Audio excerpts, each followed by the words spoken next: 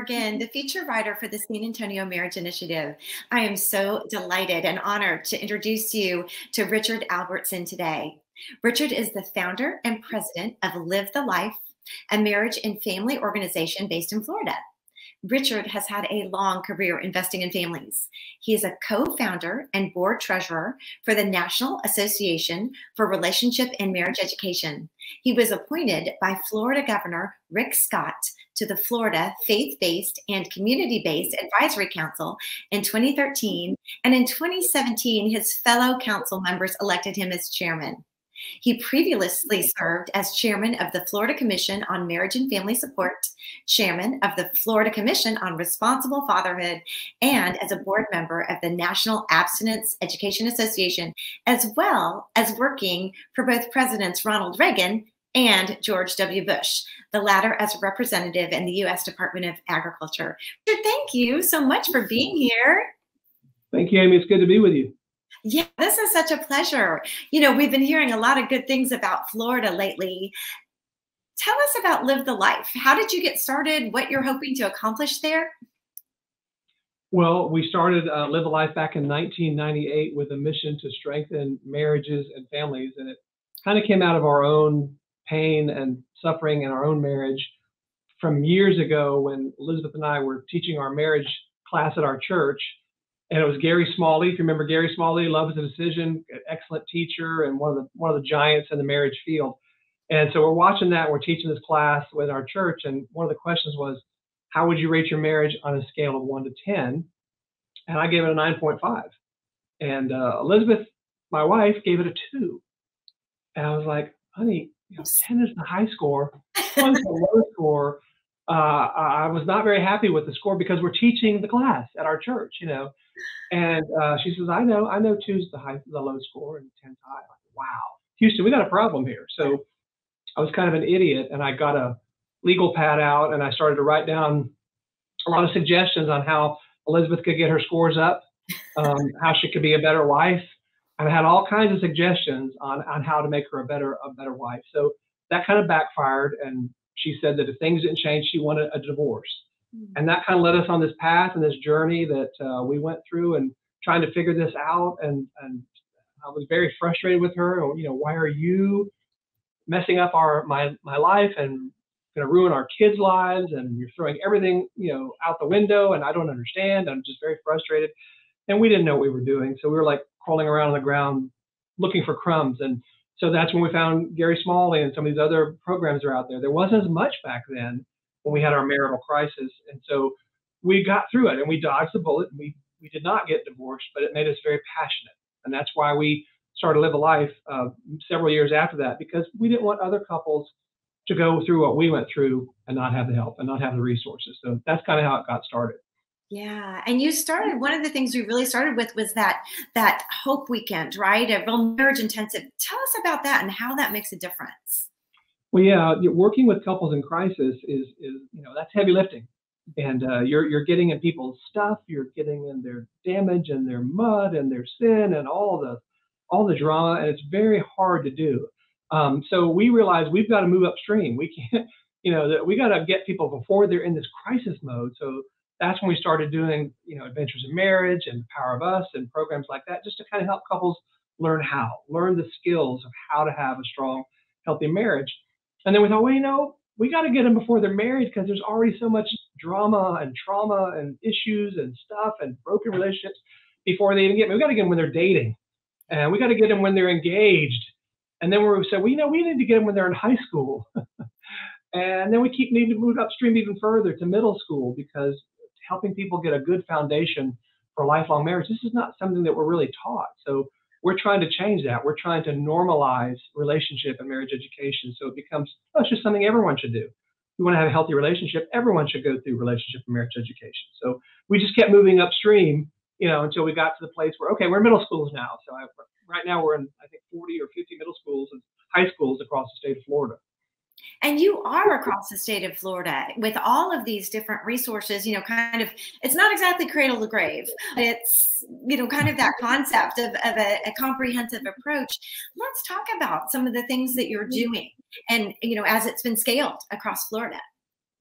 Well, yeah, the program there, you're talking about the True North Project, where we go into those schools and we teach couples, young people, how to have healthy relationships. What are some of the boundaries? What are we looking for in a relationship? And what are some of the relationship red flags? We teach the sequence of success, if you've heard of that. It's a lot of research has been done on sequence of success, which basically says if young people will do four things in this order: get your education, get a job, get married, and then have children. Yeah. If you do things in that order, you have dramatically different outcomes in life. Your chances of being in poverty drop 97%. So if you, it's the best anti-poverty program in America that no one's ever heard of. And they've just done even more research on this just a couple of years ago, and they found that people who are in poverty, if they will follow the sequence of success, almost all of them get out of poverty by following those four simple things. So you talk about that, and most middle school kids and high school kids, they've never heard of that. Yeah. They've never heard of the sequence of success. No one's ever pointed that out to them. So we need to do a better job of pointing our young people to a magnetic north. There is a better path. There's a way to do this, and if you do it the right way, you're going to be happier. Your boyfriend or girlfriend's going to be happier. Someday your kids are going to be happier. We want it's your life and you get to live it, but we want to point you to a magnetic north and help you get there and let you learn some skills on how to get there. Well, you and I talked a little bit about the red flags. And again, that was kind of a revelation for these kids. Could you explain what those were? Oh yeah, just talking to kids about, my boyfriend or my girlfriend's trying to control me, and you have all this list of questions is one of the lessons that we go through.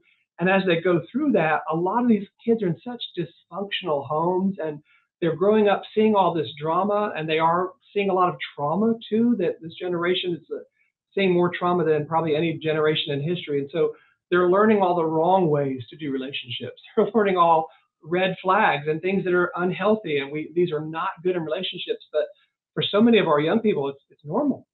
It's what I see at home. It's what I see in the neighborhood. It's what I see in my culture. This is just how people treat each other. And we're like, no, those are relationship red flags. When you have lots of those, if you have just a few of them, look, we're all human. If there's a few of them, let's just talk about them with your boyfriend, girlfriend. But when you start seeing you've got 5, 10, 15, 20, 25 red flags, they're red flags. And It's that's waiting. yeah, it's like a neon flashing sign. This is not a healthy relationship. It's a toxic relationship. And the stunning thing that so many of these kids say is, no one ever told me this. I had no idea that I didn't have to live like this. That relationships don't have to be like this. And so that's really a huge revelation. And we had all kinds of kids saying, I'm breaking up with him today, and we're like, okay, well, that's your decision. You decide to do that. But they see how toxic it is, and then they make different choices. That's a win. How do you get your wonderful program to these kids, these middle school and high schoolers? Well, yeah, it's every community is different, right? There's not just one way to do this, but you're building relationships, you're building partnerships, you're going in and you're talking to maybe a school board member, you're talking to the mayor. Very often we'll start in a school and we'll do a pilot, and we'll talk to either a concerned teacher in the school, a concerned parent, maybe the principal or assistant principal will say, hey, we have this program to help kids learn relationship education, and we'd like to come in as a pilot and see if you like it, see if the kids like it, see if the parents like it. Won't cost you anything. We'll come in and do that. And like, oh, okay, we'll give it a try. We'll let you do 8 sessions. Come on in. So we go in and we do the 8 sessions, and the kids eat it up. Yeah. The teachers that are in the classroom are like, wow, I wish I had gotten this in middle school. I wish someone had told me this when I was in middle school. The principals will come in and keep an eye on what we're doing, and they're like, wow, this is really an outstanding program. And so that pilot approach usually works pretty well. And then they're like, well, can you come back, next month and do it again with this group and that class and this one, and then they'll talk to other people at other schools, and then that school picks up the phone and says, hey, can you come over to our school and do that? And then before you know it, it kind of spreads out and goes all over the place. And that's very encouraging because it spreads like wildfire. I mean, I think I told you the one school that we have in Fort Lauderdale High School, is an inner city school, and that's one of the places where we started and we did that pilot program. Today, there are 1,000 kids on the waiting list to get into our class at Fort Lauderdale High School. So That's a huge opportunity, and it's a challenge for us because we're trying to find a way. How do we get more instructors? How do we get more people in there so we can go into that school and meet the needs of those 1,000 kids that want this? And by the way, the attendance in that class, this is a class with high, kids not showing up for school and, playing hooky and low attendance, but not for our class. They show up, they want to be there, they're engaged, their eyes are opening, they're listening. They want this. Kids want this. They want to learn how to have healthy relationships. We all want to know how to do this, right? Everybody wants to have healthy relationships, but most people just don't know how. Yeah, well, you had mentioned that to me, and it really kind of was a revelation to me that a high schooler would be that interested, that would change their attendance pattern to school. But I mean, that's wonderful. And that's the way you've been changing communities. I know there's another important population there. In Florida, it's a common population for us in San Antonio, but of course nationwide, are military families. And you've taken your programs, the Adventures of Marriage and the program, and you've translated it out the military. Tell us about what that means for the military people. Well, the military families are under a lot more stress. They'll have deployments, and they're overseas, and then they come home, and there's a lot more strain on there. These are high pressure jobs. I mean, we do some work with the special forces, and they're flying drones that are killing people, and they're very serious stuff that they're doing, very heavy stuff. And then they come home and, Daddy, look at the picture I drew in kindergarten today, and they've been shooting at the bad guys all day. And so it's just that transition and learning how to help them work through that, and how to switch those gears and go into a different zone, helping them. And the military is very concerned about loneliness, because that has to do with suicide. The suicide rates in the military are at record highs. Largest number of people ever committing suicide in the military. It's kind of very concerned. So what we tell them and we show them is that loneliness is a huge contributor to suicide. When you have a sense of loneliness, that I'm hopeless and I don't have any relationships and I'm all alone in this world, you're much more likely to suicide. So we ask, one of our questions on our evaluations is, how I feel lonely right now. And we compare the pre and the post, and the military is seeing this huge drop off in the loneliness factor, and they love it. And if I can tell you one story, just share one story that we found with over at Hurlburt Field, which is one of the special operations bases, Air Force bases. And they had a guy come in to one of our Adventures in Marriage weekends, and his wife had already made up her mind that she was going to file for divorce.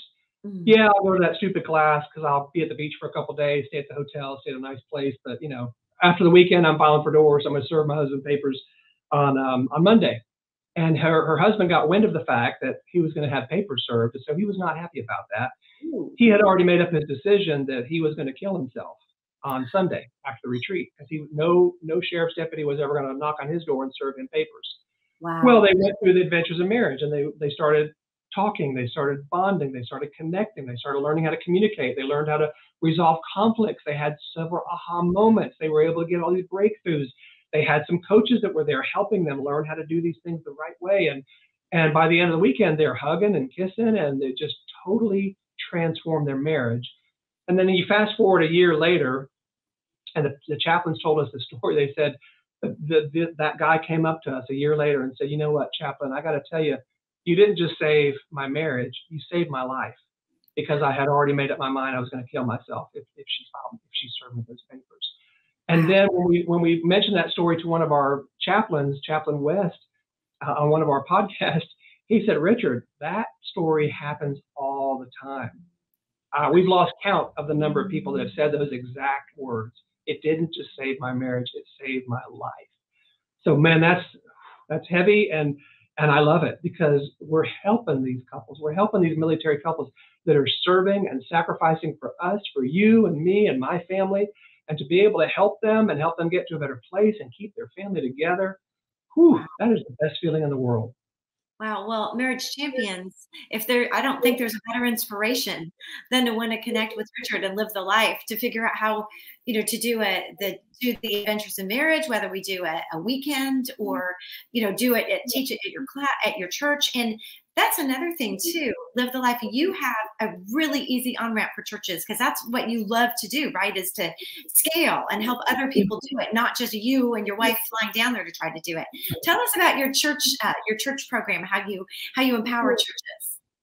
Well, yeah, because there's no way we can do this all by ourselves. There's only one of us or our staff, and we've realized that if you really want to replicate this, you've got to show other people how to do it. So what's one of our niches is we'll go into the churches, we'll show churches how to do it. We kind of consult them. We do a lot of the same things that Sammy does. We'll go in and we'll talk to them, say, hey, what are you interested in? Do you want to start with a premarital program before they get married? Do you want to focus more with your middle school kids or high school kids? Do you want to just kind of do marriage maintenance? Or do you want to do troubled marriages? Because there's a lot of concern about some troubled marriages, and they don't know how to handle troubled marriages. And I typically tell them when I'm consulting, well, if you want to start with troubled marriages, we can do that, but that's the heaviest lift. That's the most difficult thing to do. How about we start with something a little bit easier, a little bit lighter, and just start somewhere and helping those churches? Because most churches, they believe in strong marriage. They want to do it. Maybe the pastor's got some training and some premarital education and premarital counseling, but most of them are not really equipped to take this to another level and show couples how to do it. So we go in there and help them learn how to do it. Whether it's our program or somebody else's, there's other great programs out there. It's not just ours. Well, I love that because that's something that you talked about the how to do it. Because like you said, you can read books, but if you can't get it down to your feet and your heart to really make a difference, we had talked about that. How do you help people make a difference? Well, yeah, one of the vice presidents of Chick-fil-A said once that 95% of human beings cannot operationalize what they know. And I thought about that, like, wow, that's really true. I know I need to lose weight, right? I know I need to be a good husband. I know that God hates divorce, right? Well, how do I operationalize that? How do you implement a strong marriage? And we've got a lot of really good content out there in the Christian world. And one of the issues I have with that is that it's all knowledge. It's good knowledge, and we're teaching couples really good biblical information. But if you don't show couples how to operationalize the gospel, how to operationalize the scripture, you're not really helping them. So the way you operationalize it is through the skills, learning practical skills. How do I communicate in a healthy way? How do I resolve conflict in a healthy way? How do I work through empathy and learn how to bond and attach and connect with my spouse? Very practical skills that everybody can learn. I mean, none of them are, rocket science. None of them are these, you got to have a PhD to figure out how to do these skills. They're very practical that anybody can learn. And once they learn it, they're like, wow, I did pretty good there. And we worked through that issue. And that's kind of nice, because the fascinating thing about the communication conflict resolution is that those are the two primary indicators of whether your marriage is going to last a lifetime. If you don't learn how to resolve conflict and learn how to communicate in a healthy way, your marriage isn't going to make it. So we show them how to do that by learning the skills. And then once they learn the skills, they're like, oh, I can do that. And they feel good because they did it without me. We show them how to do it, but they're doing it together. So it's a very interactive class. It's experience. They're learning how to do it through an experiential learning, because people learn better from experience than me up there doing a lecture and a monologue. So it's just a different shift on focus. I really hope the churches will shift that focus away from the knowledge, which is good, into the heart change and the operationalizing how to do it. I think that will make a huge difference. You showed me this practical little tool that you used. It was a card, and it even just gave you some conversation starters, whether you've been married for 2 years or 30 years. It was something that you could really use to kind of break out of that rut. And you started with affirmation. Isn't Yes. that nice? Oh, Appreciations. Yeah, that's a good one, because we all hear what's wrong with us. We all hear what's the mistakes we're making, how we screwed up. And the average person, when they I don't know if you know this or not, but the person you talk to the most every day is yourself. And so for the average person, 70, 80, 90% of that self-talk is negative. We're very hard on ourselves. We are very tough on ourselves. And then when you add on a spouse that's piling on, and you add on a coworker, and you add on a boss, and all that piling on of that negative, man, it just weighs people down. So just the simple word appreciations, express appreciations in big ways. What are some big things you appreciate about yourself? What are some small things? Hey, honey, I appreciate you taking out the trash. That really meant a lot to me. Thank you for doing that. I would think all these things about my wife. I would think, man, I am so lucky. I mean, I have a smoking hot wife. She takes good care of me. She provides a safe place for me to land. I love coming home because it's a sanctuary for me. And she is just the sweetest person I've ever met. And I am so lucky. I mean, how did a guy like me end up with her? And so I'm so grateful and thankful. But I never told her. A lot of us think, well, I told you I loved you when we got married. Everything changes, I'll let you know. But we don't do that. We need to tell our spouse on a regular basis, what do we appreciate about each other? And when you hear that, it creates that bonding and attachment, and it helps keep little things little, because those little things are going to get bigger and bigger and bigger. But we need to hear those appreciations. That's just one of the steps in that daily temperature, and you kind of walk them through a process and show them how to do it, and it's very powerful. Yeah, no, and I loved another step on that was to change a complaint into Complaints with aggressive request. shame. Yep. And again, what a great way to do that, right? Just a simple little tweak of the words. Yeah, because what we very often do in marriage is we tell our spouse what we don't like. I don't like you doing this, and I'm sick of you doing that. This drives me crazy. And we're just giving them the whole kitchen sink of what we don't like. But don't do that. When you do that, there's no way for the spouse to get out, right? You're trapped. I mean, I feel so heavy. But instead of complaining about what you don't like, tell your spouse what you do want. Instead of this, would you do that? So instead of going on that monologue I was just talking about, where you go into the kitchen and Richard, look at that pile of dishes in the sink. I mean, do I look like a maid service to you? I am sick and tired of cleaning up your dishes all the time. And are they invisible? Do you not have eyes? Can you not see how high that's getting? And I'm working hard too, and I've got a full-time job, and I'm working just as hard as you are. And it just drives me insane that you just won't help with these dishes. And right, we're just dumping on the other spouse. Whereas if you say, hey, honey, instead of leaving your dish on the top of the pile, would you just rinse it off and put it in the dishwasher? Instead of this, would you do that? Now, I was just giving a way out now. So I'm not having to listen to this monologue and being beaten down to the ground. Oh, so I have a way out. You want me to do this? And by the way, every time I do that, what do you think that communicates to my spouse? When she sees me rinse that dish off and put it in the dishwasher, what am I communicating to her?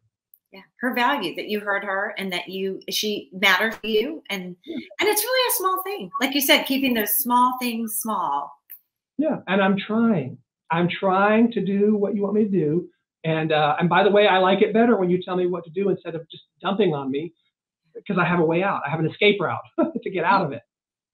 Well, all this information has worked so well, because we would be remiss if we didn't discuss some of the success of your programs, of reasons that Live the Life has spread across Florida and across now, the sky's the limit, at Church Champions, anybody can access, the consulting and the services and the resources from Live the Life.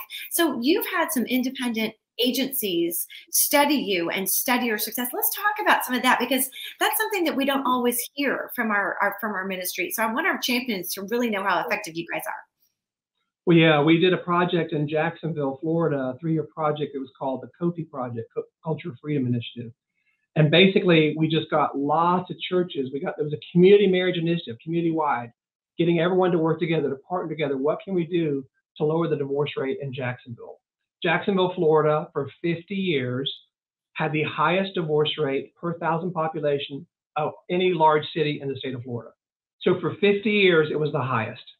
There was an article that came out several years ago that said that it listed the top 10 divorce capitals in America, and Jacksonville was, I don't know, number 7 or number 8. So one of the top 10, and that's not a top 10 list you want to be on, right? So we're on that top 10 list, and the article said Jacksonville is where marriages go to die. Wow. And I thought, wow, that is just the saddest statement in the world. So let's do something about that. Let's work together. So working together with the churches and with the businesses and with Philanthropy Roundtable and people around that's gathering together. The strategy was to spend $1 per person per year for 3 years in a community-wide initiative. So it was about $1 million a year. Jacksonville's got about 1 million people. And we believe that if we sustain that for 5 years, we could drop the divorce rate 50%. And of course, people are like, there's no way. That's crazy. It's the highest divorce rate in Florida. I'm like, okay, well, let's try it. So it was the largest privately funded marriage initiative in the history of the country. And so they did it in 3 different cities, and 2 of them, it was not successful. But in Jacksonville, it was successful. And part of that's because we've been doing this a long time. I've been doing this since '98. So we've paid a lot of stupid taxes. We've learned a lot of how not to do these things and what doesn't work. And so we've learned along the way. We're still learning. We're obviously still learning. But the divorce rate in Duval County during that 3-year period that it was funded dropped 28%. And that was documented by 2 independent researchers, Brad Wilcox, one of the top marriage researchers in the country at the University of Virginia and the Institute for Family Studies, and also Florida State University, their Center for Prevention Research. They both did independent studies of this, and they said, we can't explain this. Jacksonville went from the highest to the lowest divorce rate of large cities in Florida in 3 years, after 50 years of being the highest. We can't explain it. I guess you could say it was something in the water, but the only other real factor in that was the Kofi project. That was the only thing that was different. So we can't explain it, but it sure looks like this was the reason that divorce rate dropped during that 3-year project. So that's very encouraging. There's hope, and there is a way forward. Well, and you, like you said, you tied in partners with the churches. And so our marriage champions, this is where you can be involved. You tied in churches, you used other programs. It wasn't just your program. You just kind of orchestrated all of it to really put, and you talked about boots on the ground and really reaching people. Do you want to tell us a little bit more about how you actually did that? Well, yeah, the air war is great. I mean, especially when you're doing $1 per person per year, you do need an air war, because that's the radio ads and the billboards and the TV ads, and that's boy, it's nice to have some funding to do that, because I can tell you over the years, those are always hard dollars to come by, right, to do advertising. But not only that, but social media is becoming much more, the traditional media is kind of moving to the side, and social media. So I mean, they invested lots of money in that, and I mean, we had tens of millions of hits on social media that people were just lighting up going, I didn't know we had these kind of resources in Jacksonville. So it just kind of lit all that up and created kind of a buzz in the community. So the air war is great, and that's important. It's a piece of the puzzle, but I would not rely on just the air war. You've got to have the boots on the ground. You have to have the churches plugged in, and you're training the instructors. You're training the churches how to do this. You're training marriage coaches to come alongside those couples. You've got prayer warriors that when they're in crisis, that are, when we have our Hope Weekends, we have prayer teams that are praying for those couples by first name only. We protect their privacy, but all weekend long, we have people praying for everyone at the Hope Weekend to save their marriage and for the breakthrough. So that spiritual warfare is going on for 3 whole days with our prayer warriors. So it's a ground war. It's labor intensive. Getting on, who are the partners? Who go with the goers, right? Some churches are going to say no. Okay, well you pick up your sandals, you dust your feet off, and you go somewhere else, right? And you just keep building those partners and working through until you get to that critical mass where we've got businesses and churches all working together as one, like Jesus prayed that we would be one. And when we're one, we can do anything. Well, and as we're talking about the success rates, when in Jacksonville and with Live the Life, you also have a pretty startling success rate with your Hope Weekends. Even though they are hard and deep and draining, you've saved a lot of marriages. Talk about your results there. The Hope Weekends, we've been doing those for about 18 years, and those save about 80 to 85% of couples that come through a Hope Weekend, their marriage is reconciled. And this includes couples who are in divorce court. So that's a pretty strong track record over the years that people tear up their divorce papers after going through a Hope Weekend. And most marriage counseling is really divorce counseling. And so, marriage therapy is good. It's helpful. I support that. I encourage that. But you've got to learn how to operationalize. You got to show them how to get out of the mess that they're in and how do they get from here to here, and walk them through that with couples who've been through a Hope Weekend. That's part of the secret sauce. You have couples that have been in that crisis. Now they come back as volunteer marriage coaches to help the couples that are in crisis. And then that helps build those bridges and build that process. Well, that sounds like exactly a fit for our marriage champions here at SAMI. And what's the best way for them to connect with you if they're getting a burning desire to save not just marriages, but lives? What's the best way for them to find you? Sure. Just look us up on the web. It's livethelife.org. Like I'm living the life, livethelife.org. Oh, thank you so much. Any last thoughts or any other programs that are kind of in the hopper that you want to give us an advanced sneak peek on? Well, I mean, there's all kinds of stuff. I don't want to take up all your time. I know you got a lot of things, other things going on, but I just appreciate what y'all are doing in Sammy. You're making a difference, and you guys are invested in this. You're all in, and it is impacting, and it's changing the culture there. And so I just take my hats off to you, Carl Caton. I'm a big fan of him. I love hearing that man speak. He just oozes vision, and his heart is. I love that man's heart. I just love to hear him and his passion for marriage and for family. So you guys are doing a great job there. And if we can come alongside and help you in any way, we're partners in this. We're all in this together. We're learning from each other. We want to learn from you, learn from us. How do we get everyone working together? And let's go change the world. Thank you so much for being with us today. We're just so glad to have you. Thanks for letting me be on. I appreciate it. And Marriage Champions, as you want to connect with Richard, you can always find us at samarriage.org.